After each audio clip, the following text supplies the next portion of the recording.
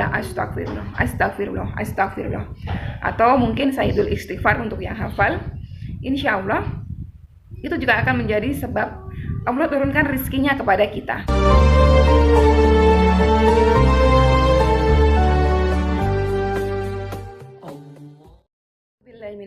Bismillahirrahmanirrahim. Alhamdulillahirrabbilalamin. Wassalatu wassalamu ala asrofil anbiya'i wal mursalin wa ala alihi wa sahbihi wa tabi'in. Rabbi shrah li sadri wa yassir li amri wahlul 'uqdatam min lisani yafqahu qawli. Allahumma shalli ala sayyidina Muhammad wa ala sayyidina Muhammad. Assalamualaikum warahmatullahi wabarakatuh, sahabat winner yang dirahmati oleh Allah Subhanahu wa taala. Hari ini kita akan coba membahas 8 sumber rezeki menurut Al-Qur'an, yang mana Allah Subhanahu wa taala telah menjamin bahwa kita semua makhluknya, termasuk manusia, binatang-binatang, tumbuh-tumbuhan, semua sudah dijamin rezekinya oleh Allah Subhanahu wa taala, dan itu ada di dalam Al-Qur'an yang menjadi salah satu sumber rezeki. Kita akan bahas sumber rezeki yang lainnya dari mana saja.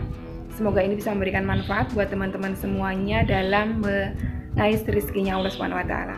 Kita langsung akan bahas. Yang pertama adalah rezeki yang telah dijamin. Firman Allah dalam surah Hud ayat ke-6, tidak ada satu makhluk melata pun yang bergerak di atas bumi ini yang tidak dijamin oleh Allah rezekinya. Jadi dalam surah Hud ini Allah Subhanahu wa taala menyampaikan firman-Nya bahwa setiap makhluknya Allah Subhanahu wa taala itu sudah dijamin rezekinya. Jadi untuk kita manusia yang mungkin keseharian kita, di dalam pekerjaan kita, di dalam usaha kita berkompetisi untuk mendapatkan rezekinya Allah. Mungkin kalau yang pedagang ada saingannya yang mungkin jualan baju, di sebelah kirinya, sebelah kanannya juga ada yang jualan baju. Tentunya dengan firman Allah yang ini tidak perlu khawatir bahwa rezeki itu tidak akan tertukar karena sudah dijamin oleh Allah Subhanahu wa taala. Begitu juga dengan persaingan-persaingan di dunia kerja. Mungkin ada yang memperebutkan jabatan, mungkin ada yang memperebutkan untuk kenaikan gaji. Tidak perlu khawatir jika memang sudah rezekinya. Tentunya itu semua tidak akan tertukar dengan orang lain, karena dalam surah Hud ayat ke-6 Allah sudah menjamin rezeki setiap makhluknya, termasuk kita manusia. Yang kedua, rezeki karena usaha. Dalam surah An-Najm ayat ke-39, tidaklah manusia mendapatkan apa-apa kecuali apa yang dikerjakannya. Jadi rezeki di sini menurut firman Allah dalam surah An-Najm ayat ke-39 berdasarkan dengan apa yang sudah kita usahakan. Jadi itulah kenapa semakin rajin dalam berusaha, semakin banyak juga rezeki yang akan didapatkannya. Ini sesuai dengan firman Allah yang dalam surah An-Najm ayat ke-39. Dan yang ketiga, rezeki karena bersyukur. Dalam surah Ibrahim ayat ke-7, sesungguhnya jika kamu bersyukur pasti kami akan menambah nikmat kepadamu. Jadi kalau kita mau itu besar, mau itu kecil, rezeki yang diberikan oleh Allah Subhanahu wa taala kepada kita, kalau kita pandai mensyukurinya, janji Allah bahwa Allah pasti akan menambah nikmatnya. Jadi jangan lupa apapun itu, mau dapat rezekinya kecil, besar, disyukurin teman-teman, karena itu menjadi sebab Allah menambahkan nikmatnya berupa rezeki tersebut kepada kita. Lalu apa yang keempat? Yang keempat adalah rezeki yang tidak terduga. Firman Allah dalam surah At-Talaq ayat ketiga, barang siapa yang bertakwa kepada Allah, niscaya Dia akan menjadikan baginya jalan keluar dan memberinya rezeki dari arah yang tak disangka-sangka. Ini sering sekali, banyak sekali dialami oleh sahabat-sahabat winner, bahkan juga sahabat UCR dan saya sendiri juga. Sering sekali saya mendapatkan rezeki ini, rezeki yang tak terduga. Tiba-tiba secara spontan 2 kali, yang ketiga kali itu nilainya mungkin lebih kecil, saya dapat rezeki yang masuk tiba-tiba ke ATM, yang mana itu semua dari sahabat-sahabat saya yang dermawan. Beliau memberikan kepada saya tanpa pemberitahuan sebelumnya. Itulah yang di sini dimaksud rezeki tak terduga. Dan kadang-kadang juga sahabat-sahabat UCR yang lain bercerita di dalam grup itu, beliau sering sekali mendapatkan rezeki yang tidak pernah disangka-sangka sebelumnya. Entah tiba-tiba ada saudara datang, ada kedua orang tuanya yang datang dari kampung bawa beras, bawa makanan, bawa uang, diberikan uang. Nah itu termasuk dalam kategori rezeki yang tak disangka-sangka.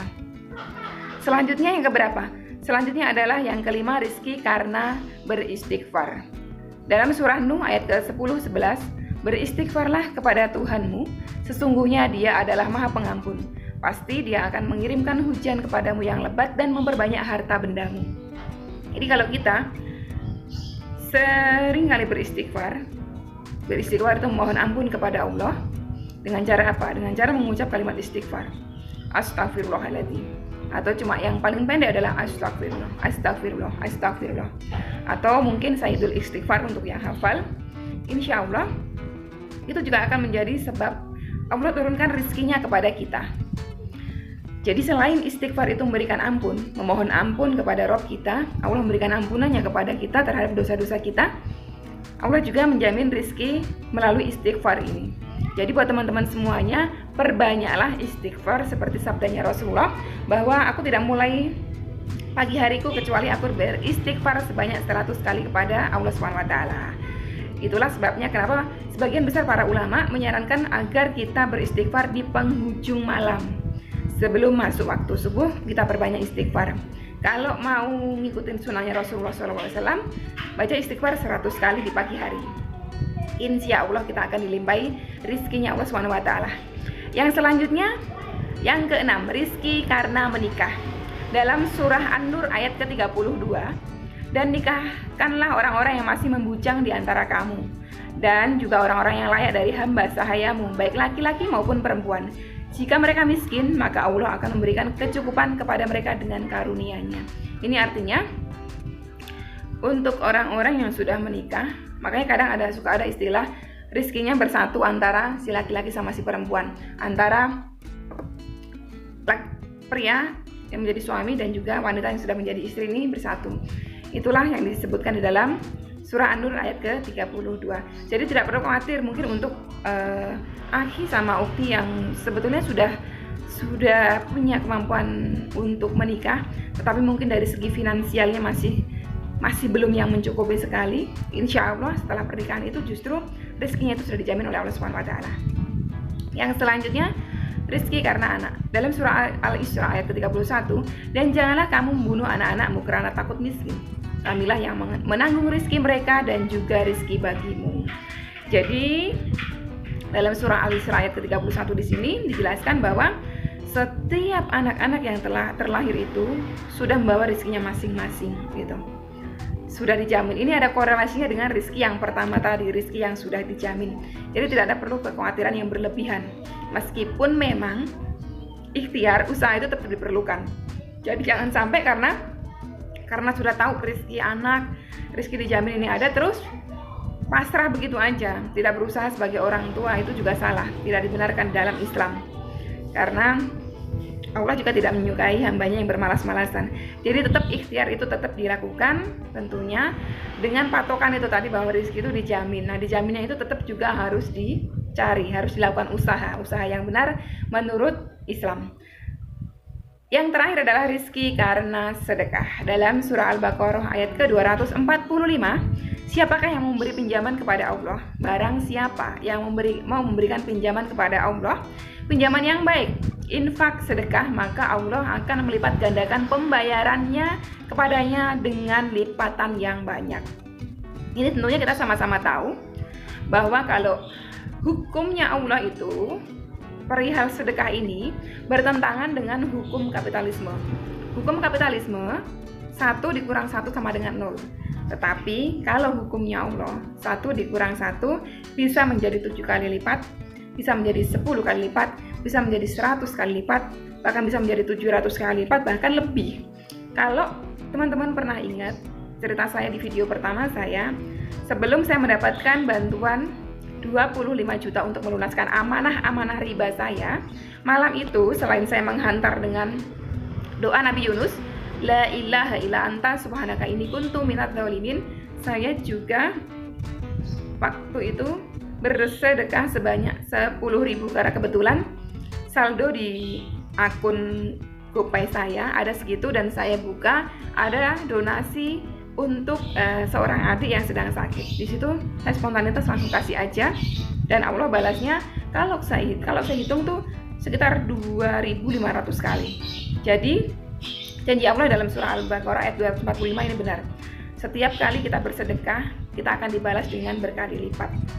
Meskipun mungkin pembalasannya itu tidak di dunia secara langsung, tapi yang jelas nanti di akhirat pasti. Karena khawatirnya gini, teman-teman ada juga yang berpendapat gini, siapa bilang sedekah itu pasti kaya? Karena buktinya apa? Bunda Khadijah, istri pertamanya Rasulullah SAW, beliau adalah seorang yang ahli sedekah. Harta beliau semasa hidup dulu adalah 2/3 kekayaan dari kota Mekah. Bayangkan 2/3. Kita bayangin aja lah, kalau kota Mekah itu sebesar kota Jakarta, mungkin 2/3 dari kekayaan kota Jakarta waktu itu adalah harta beliau gitu. Tetapi beliau meninggal dalam keadaan baju beliau penuh dengan jahitan-jahitan. Itu yang menandakan bahwa apa? Mungkin secara duniawi beliau miskin, meninggal dalam keadaan miskin. Tetapi sesungguhnya di akhirat sana Allah sudah bangunkan rumah yang sangat-sangat megah, yang sangat-sangat indah untuk beliau. Itulah balasan Allah nanti di akhirat untuk beliau, Bunda Khadijah. Nah, tidak semuanya seperti itu. Ada beberapa hamba Allah yang memang dibalasnya itu secara kontan, karena kita sama-sama tahu tentunya mungkin di sekitar kita ada seorang yang dermawan yang justru hartanya itu nggak habis-habis gitu. Semakin dia bersedekah, semakin hartanya bertambah. Semakin bersedekah, semakin bertambah. Inilah tadi yang dimaksudkan di dalam surah Al-Baqarah ayat ke-245. Sama-sama yang kita tahu, YouTuber di Indonesia, Mbak Imbong, Mbak Pau, beliau itu kan suka sekali bersedekah kan. Nah, bagaimana kita melihat beliau? Rizkinya ngalir aja terus kan. Itulah. Jadi buat teman-teman semuanya, jangan eman-eman untuk bersedekah, apalagi di bulan suci Ramadan seperti ini. Tentunya kita perbanyak sedekah. Sedekah itu mungkin nggak melulu dengan harta, dengan uang. Kalau misalnya teman-teman bisanya baru sedekah dengan tenaga, bisa dipakai tenaganya mungkin dalam kondisi puasa seperti ini, teman-teman ingin membersihkan masjid, nah itu sebagai bentuk sedekahnya teman-teman dengan tenaga. Bahkan sedekah yang paling ringan adalah apa? Sedekah senyuman, atau juga sedekah mendoakan orang lain, atau sedekah pahala sholawat. Nah, kalau untuk kami di anggota UCR, grup UCR itu, kami memang sudah sekitar 5 bulan lebih lah ya, kami mengadakan riadoh sholawat yang kami ganti-ganti setiap periodenya, yang itu diikuti oleh kurang lebih setiap grupnya itu ratusan, yang mana beliau-beliau semuanya mendawamkan sholawat tersebut dan diniatkan pahalanya itu dihadiahkan, disedekahkan untuk sahabat yang sedang dihadiahi hari itu gitu. Dan itulah menjadi sebab keridhoannya Allah untuk mengabulkan hajat-hajat kami semuanya di grup UCR. Itu tadi teman-teman 8 sumber rezeki menurut Al-Quran. Semoga video kali ini bisa memberikan tambahan ilmu, mungkin walaupun mungkin ya teman-teman sudah mengetahui, tapi ini reminder diri saya dan juga teman-teman yang insya Allah bisa menjadi bekal kita untuk mengais rezekinya Allah dengan cara-cara yang dibenarkan agama kita, agama Islam, agamanya Allah. Oke, sekian dulu teman-teman video kali ini, semoga ini bisa memberikan manfaat. Wassalamualaikum warahmatullahi wabarakatuh.